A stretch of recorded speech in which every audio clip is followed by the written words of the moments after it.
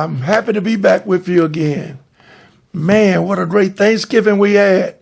And I want to thank our producer, Mr. Rick Clear, for being such an expert on working with SCLC and the program, our TV program of SCLC Today, and to his family and for all the work that he does for SCLC.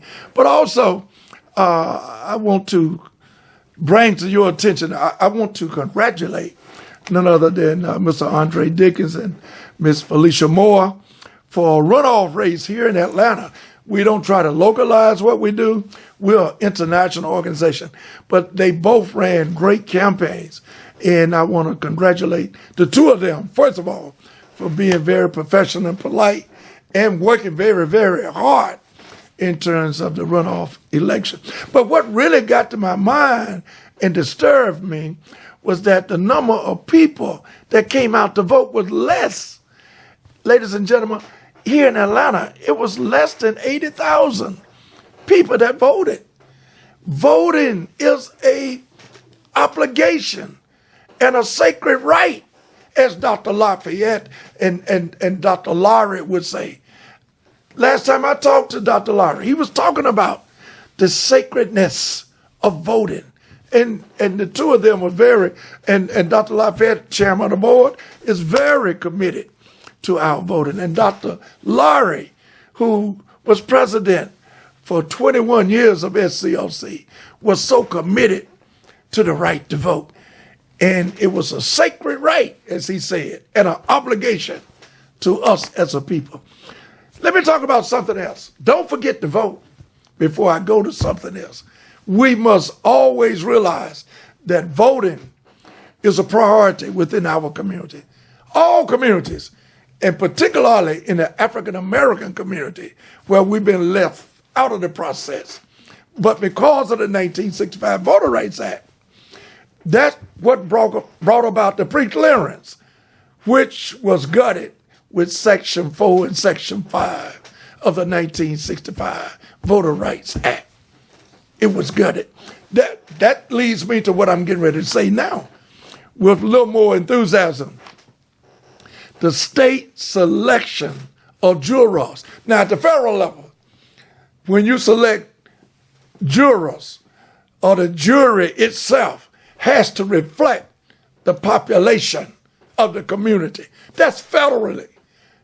State-wise, I keep telling you, we're going back to Jim Crow. State-wise, we don't have that reflection of the jury pool being a reflection of the community or the population that you're going to have the trial. It's not there, ladies and gentlemen. That's what SCLC is involved in.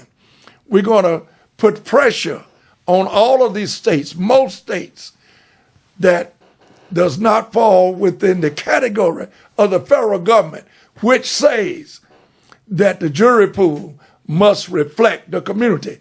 At the state government level, it's left up to the states. And every state should be pressured upon the reflection of the makeup of the jury pool.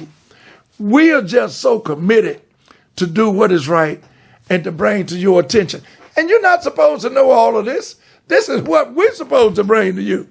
What did Dr. King say in the six principles in terms of the steps of bringing about the kingdom philosophy? First, you gather information. Number two, you educate the public. That's what we're educating you on in terms of how the jury pools are being selected through most states. It's not like the federal government requirement of being legislated by law.